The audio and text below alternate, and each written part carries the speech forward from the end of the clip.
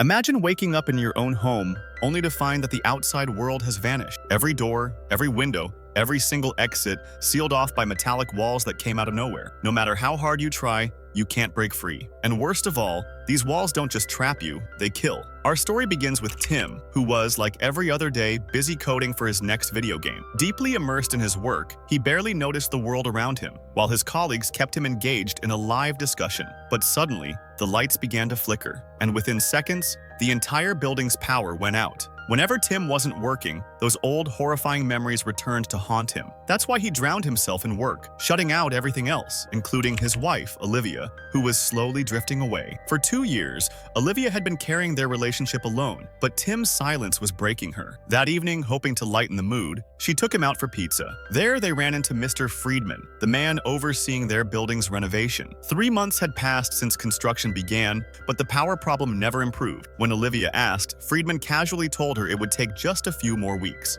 Right then, 2 military helicopters roared overhead. The nearby city of Hen was on fire, and the choppers were most likely rushing for rescue operations. After pizza, Olivia excitedly showed Tim a brand new RV. Her dream was simple yet beautiful: to start fresh, go on a long road trip, and finally live in Paris. She had even quit her job. She just needed Tim by her side. Tim wanted to say yes, but his trauma pulled him back once again. Like always, he used work as an excuse. That night, Olivia silently cried herself to sleep. She had made her decision. She would move forward alone, but something strange was happening. On the roof of their building, a bizarre mist began swirling, something unnatural, almost impossible to describe. The next morning, Tim woke up to the sound of a suitcase closing. Olivia stood at the door, ready to leave. She told him with a heavy voice, "You'll never change, Tim. Your work will never end. I'm not coming back. This marriage is over." But as soon as she pulled open the front door, both of them froze in shock. What they saw outside was a nightmare made real. Right in front of them stood a metallic brick wall covered in strange glowing patterns,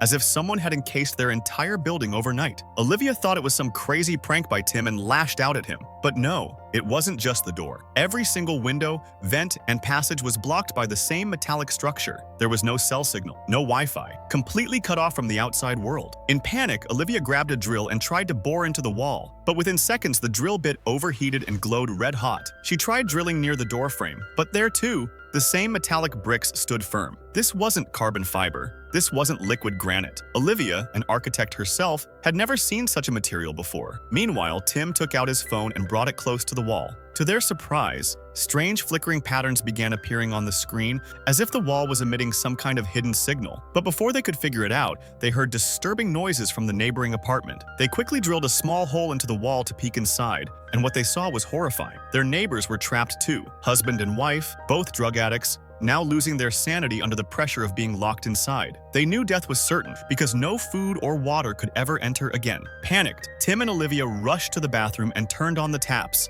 Not a single drop came out. Olivia broke down. She shouted, "Who's going to notice us here? There's construction all over this building. No one even cares. If you had just listened to me, we would have left yesterday." Her voice trembled with fear. She knew their relationship was already broken. Tim, frustrated, smashed his phone against the wall in anger. For hours, silence filled the apartment. Finally, Olivia apologized for lashing out. She knew none of this was in their control. That's when Tim noticed something strange. The metallic side of his broken phone was still stuck to the wall. He realized the truth. This wasn't just a wall. It was a magnetic brick wall. And not only that, there were 4 distinct spots on the wall where the magnetic field was strongest. 4 bricks, perfectly square, like a hidden code waiting to be unlocked. Olivia immediately grabbed some metal screws, keys, and scrap pieces and tried sticking them to those 4 magnetic points. But the plan backfired horribly. All the metal objects shot back at them like bullets. Without a second thought, Tim shielded Olivia with his own body. She didn't get a single scratch, but Tim's back was shredded, pierced by countless sharp fragments. He was bleeding heavily. Olivia quickly pulled the metal pieces out,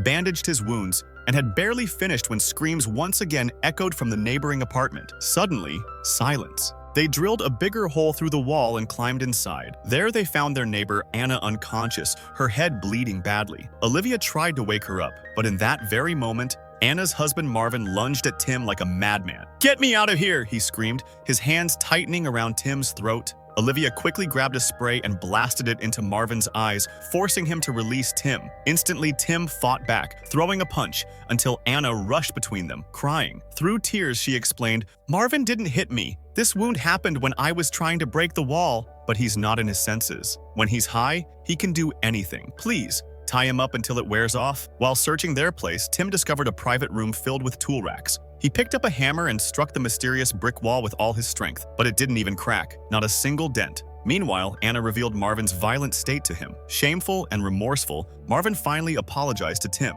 For the first time, he truly grasped how dangerous and hopeless their situation was. Olivia, however, had an idea. "We're on the first floor," she explained. "If we break through the floors downward, we might reach the ground level, and maybe even the basement. Old buildings like this, built in 1897, often had bomb shelters underneath. And those shelters? They were usually connected to the city's subway system. That might be our way out." There was no time to waste. They began smashing the floor with hammers. The apartment below belonged to an old man, Mr. Oswald. Tim called out to him, but there was no reply. So he fashioned a rope out of clothes and lowered himself down. The moment he touched the floor, Oswald aimed a revolver straight at him. He thought Tim was trying to steal his food supplies. Olivia shouted down from above, explaining everything, but Oswald wouldn't listen. Finally, his granddaughter Leah stepped in, begging him to believe them. After a long silence, Oswald finally lowered the gun, but his words froze everyone in place. "In just 3 days, these same neighbors of yours will be ready to kill you for a single drop of water." The room went completely silent. Still, Leah's insistence forced Oswald to let them stay, but he gave Tim a chilling warning. "If you come anywhere near my granddaughter, I'll kill you myself." The floor breaking continued. With every hammer strike, the walls seemed to tremble. That's when Tim noticed something strange in the rubble. A smoke detector. But inside, instead of wiring, was a hidden camera. Tim was shaken. He asked Oswald, who revealed the truth. Friedman, the building supervisor, had installed all of them. Every single smoke detector had a camera inside. The realization hit like a punch. Was the entire building turned into a giant escape room? Was someone watching their every move, enjoying their suffering? Olivia's eyes filled with fear. Anna, on the other hand, was convinced. This isn't human work. It has to be aliens. No one knew for sure, but suspicion slowly circled back to their landlord, Friedman. His apartment was right next door to Oswald's, so they broke through the wall, determined to find answers. Inside, an eerie silence hung in the air, and then they saw something that made their blood run cold. Near the front door lay Friedman's corpse. Both his arms had been severed, cleanly sliced as if by some merciless machine. But the arms themselves were missing, and so was his killer. Nearby, they found Friedman's phone. Inside, it contained several photos of the metallic brick walls. The question wasn't just how Friedman died, it was who killed him and why. Was he really part of this cruel experiment? Or was he too a victim of the same mysterious force trapping them all? Could this horror somehow be connected to the raging fire that had devastated the city of Hafen in the Harv district? That disaster was miles away, but the possibility loomed large. Before anyone could process it, Marvin, still fuming, struck the ceiling with reckless fury. He hammered so hard that the floor gave way, and several people fell through with him. Some were badly injured, and yet the nightmare was only just beginning. Just as the group was trying to recover from the chaos, a strange man suddenly appeared. Oswald, sensing danger, instantly raised his gun, but the man lifted his hands and said calmly, "Wait, I'm not here to harm anyone. This apartment belongs to my friend Anton. I was only staying here with him for a while." He introduced himself as Yuri, then curiously asked, "But why are you people breaking through the ceiling?" Tim explained his theory that they were trying to reach the basement, hoping it would lead them outside. But Yuri's answer shocked everyone. He claimed the air outside had turned toxic, and the mysterious brick walls weren't meant to trap them but to protect them. "This isn't normal brick," he warned. "It's ultra high tech. If you try to escape through the basement, you'll all die." No one really believed him. The tension cooled down for a moment until Olivia suddenly asked at the one question on everyone's mind. "Where is Anton? Why isn't he here?" For a few seconds, silence filled the room. Then Yuri finally spoke. Anton was dead. He had collapsed the moment he got too close to the brick wall, killed by a sudden heart attack, likely triggered when its strange energy field interfered with his pacemaker. The group was stunned. Meanwhile, young Leah noticed some papers on Anton's desk, covered with strange patterns. While the others decided to press forward with their escape, she lingered over those notes, studying them carefully. Soon, they broke through the basement ceiling. To their relief, they found a sealed tunnel door. Olivia wasted no time. She grabbed a hammer and smashed the seal open. But what they saw beyond made their hearts drop. Even 2 meters underground, the same impossible brick walls surrounded them from every side. Their terrified screams echoed through the tunnel. And at that very moment, Yuri's face twisted into an unsettling look of satisfaction, almost as if he'd been waiting for this all along. Marvin snapped. In a fit of rage, he pounded the wall with the hammer. But Tim stopped him, reminding him this was the only hammer they had. If it broke, they'd be completely helpless. Oswald, losing patience, aimed his gun at Marvin to silence him, but Marvin seized the moment, snatching the gun and firing 3 shots directly at the wall. What happened next was beyond comprehension. The bullets froze in midair, then reversed course. They flew straight back into Oswald's chest. He collapsed instantly, dead on the spot. Leah, horrified, screamed at Marvin, blaming him for her grandfather's death. The group tried everything to break free, but nothing worked. Finally, drained of hope, they gathered in a hall, sharing their most painful memories. Yuri admitted he was a police officer, and in the line of duty he had killed many people. Olivia then opened up. 2 years ago, she had lost her child. Her words made Tim furious. "Why talk about this in front of everyone now? What's the point?" he snapped. Olivia stared into his eyes. "We lost that child, Tim. But for the last 2 years, you've never once spoken about it. You just came back from the hospital and buried yourself in work like a machine. I can't live with someone who doesn't feel anything anymore." Tim shot back. "If I don't earn, how will we survive? Should I quit my job just to sit around and cry with you?" The fight left the group shaken. But when Tim finally cooled down, an idea struck him. Maybe they had overlooked something. He grabbed Marvin and Anna and returned to Friedman's apartment. Meanwhile, Leah and Olivia searched Anton's scattered notes. They discovered he had been obsessed with the mysterious door's patterns, trying to decode them. His visiting card revealed he worked as a programmer for a defense tech company called Epsilon Nano Defense. Inside his desk, they found a broken laptop and phone. Yuri explained that Anton's obsession with the door had driven him insane. He must have smashed his own devices in frustration. Just then, Leah found more notes in the trash, scribbled with what looked like codes. She suspected it might be the key to unlocking the door, but Yuri warned them again. "If you open that door and the poisonous air seeps in, you'll doom us all." Back in Friedman's apartment, Tim discovered a hidden room. Inside, he found a strange device. A console for unlocking the secret door. It required a 10-digit password, hundreds of possible combinations, practically impossible to solve. But Tim had a clever trick. He blew a light layer of flour across the keypad, and instantly, the worn-out numbers lit up, showing which digits had been pressed before. The password wasn't 10 digits, it was only 4. That narrowed it down to just 24 possible combinations. Not easy, but not impossible either. With hope suddenly rekindled, Anna sprinted back to Anton's apartment to inform Yuri and Leah. Yuri quickly followed, while Leah stayed behind, still piecing together Anton's cryptic notes. Meanwhile, Tim took a bold risk. He punched in a guess, and the door clicked open. Blinding light spilled into the room. Inside was a high-tech command center, its screens displaying live feeds from every apartment in the building. Marvin's worst suspicions had just been confirmed. This wasn't random. This was some twisted game, with their suffering broadcast for someone's entertainment. Friedman had likely been running the live broadcast from here all along. But the horror didn't end there. The system also stored the most private videos of the residents, moments they never knew were being recorded. Tim pulled up the footage from the very night all this began. In the recording, they clearly saw the brick wall rising around the building. Played in slow motion, it looked less like construction and more like some kind of alien technology. Meanwhile, Leah was beginning to crack the mystery of the code. She rushed into Anton's apartment, moved the scarf from his neck, and froze. His throat bore clear strangulation marks. Right then, Yuri appeared behind her. Back in the hallway, Marvin noticed Yuri had vanished. Suspicious, he armed himself with a large knife and went searching, room after room, until finally, he found Yuri inside Anton's flat, burning all the notes. Marvin's suspicion turned into fury, but then he noticed something chilling, Leah's body lying lifeless on the floor. In that instant, everything clicked. Yuri had murdered her. Yuri repeated his warning. "These walls are your protection. If you won't accept that, I'll have to make you understand myself." By now, Tim had uncovered Yuri's real face too. He charged in, gun drawn. Yuri grappled Marvin, trying to choke the life out of him, but Tim managed to wrestle the weapon away. Together, Tim and Marvin overpowered Yuri. Still, it was too late. The mysterious wall had already claimed 4 lives.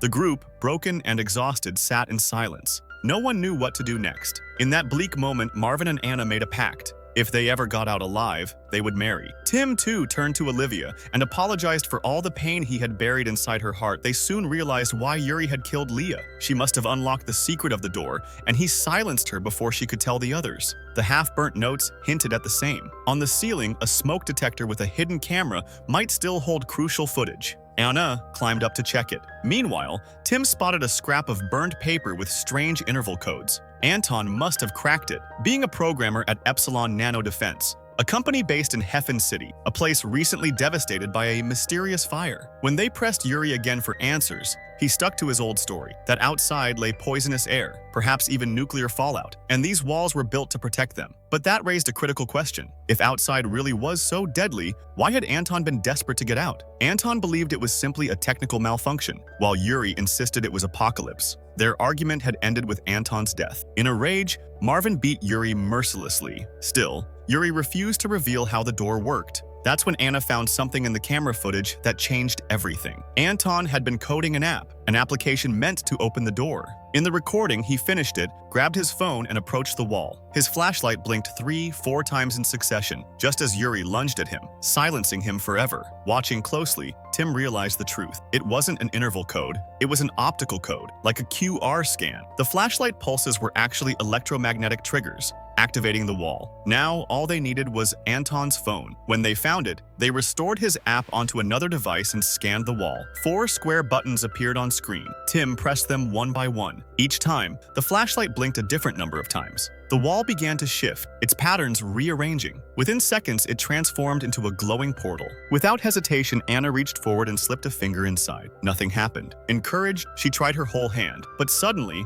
the portal's pull tightened around her arm. Marvin rushed in, screaming for her to stop, but it was too late. The portal dragged her in with terrifying force. Within moments, half her body had vanished inside, and then, just like with Friedman, the portal collapsed shut, crushing her in between. Anna was gone. Marvin broke down, sobbing uncontrollably. Across the room, Yuri laughed at their helplessness. That was the final straw. Marvin turned the gun on him, pulled the trigger, and then, overwhelmed by grief, shot himself as well. Now only Tim and Olivia remained. For hours, they sat in silence, not even looking at each other. Finally, Tim spoke. He admitted that when their child had died, it had shattered him completely. To numb the pain, he buried himself in work, building walls of his own. Every time he looked at Olivia, the memory tore him apart. So he shut himself away instead of facing it. For the first time, they let all their grief out and found their way back to each other. Not long after, they returned to the door. Tim started again, this time pressing the lowest button first. Olivia remembered something from Anton's recording. The pattern of flashes, 1 from the first button,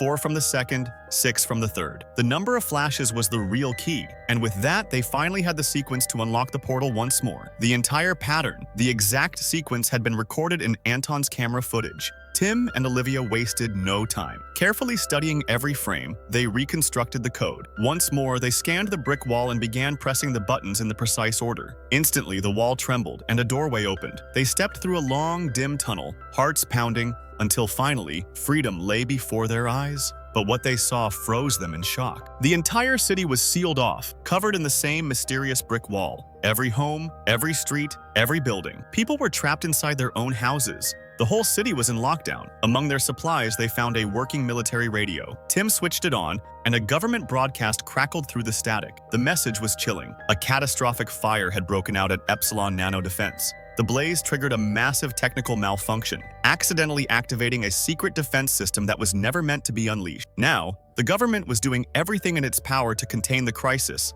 and somehow find a way to dismantle the walls. So, friends, that was the shocking story where a single malfunction turned an entire city into a living prison. Tell me in the comments, what would you do if one day you woke up and found your whole city trapped behind such mysterious walls? If you enjoyed this breakdown, don't forget to hit that like button, and let's aim for 10,000 likes on this video. And if you're new here, make sure to subscribe and join our horror-loving family so you never miss the next twisted tale. I'll see you soon with another mind-bending story. Until then, stay curious, stay safe, and keep watching the shadows. Ghostface with smiling eyes fire